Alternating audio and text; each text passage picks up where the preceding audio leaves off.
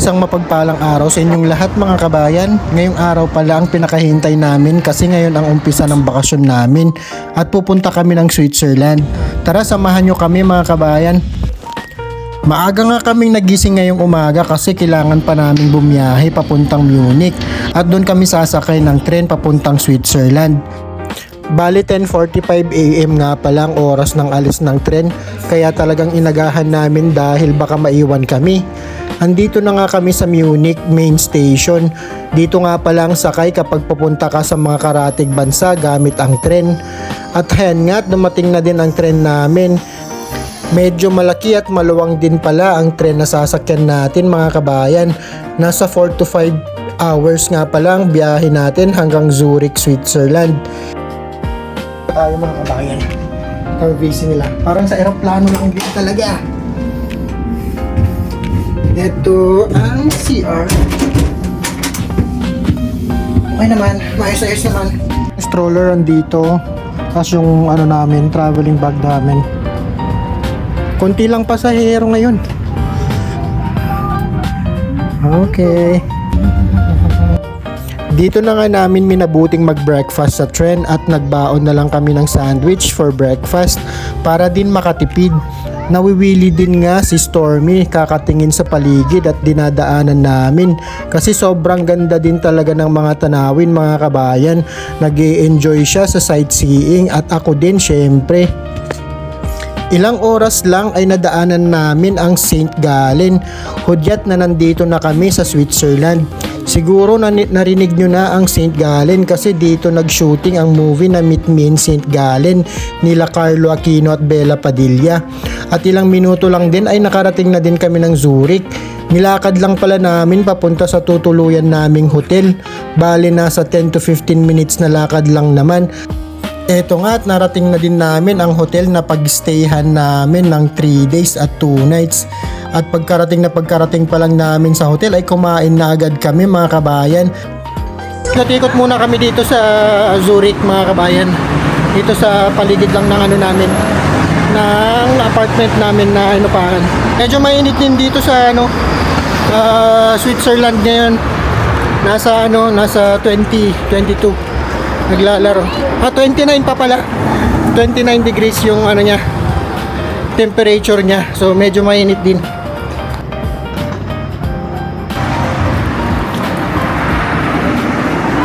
Nila dito. Ano man yan, Bam? Aming naliligo dito sa ilog mga kabayan. Try nating maligo mamaya. Magkikijoin tayo sa mga locals dito.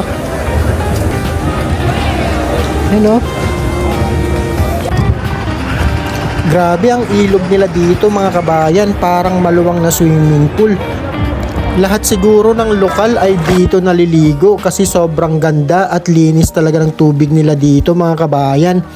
Salamat talaga kay Lord at nabigyan kami ng pagkakataon na makapunta at makita ang bansang to. Dito nga ay may nakipagkulitan din sa akin, dalawang mga kabataan. TikTok hou! Egal! Egal! Is je goed? Is ons dir her? Enjoy na enjoy din sila magpakita sa camera at nagtanong pa sila kung saan ko ipopost ang video na to.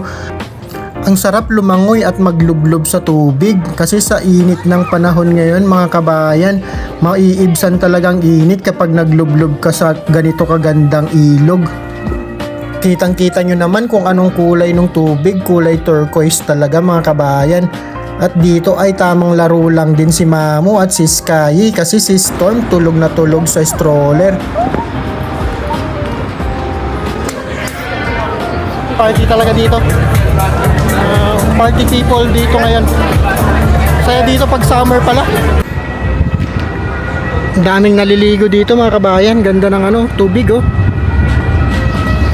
Ganda ng tubig.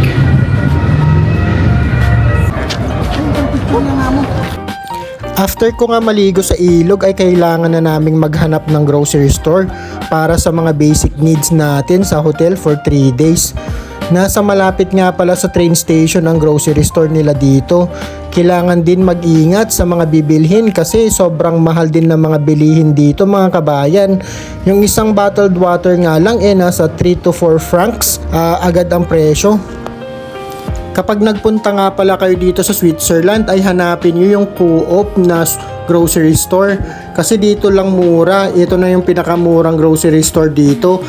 Lahat halos ng Pilipinong napapasyal dito ay dito sa grocery store na to bumibili. Okay mga kabayan, tapos na tayo sa day 1 dito sa Switzerland. Tomorrow ang activity natin is pupunta tayo ng Grindelwald at saka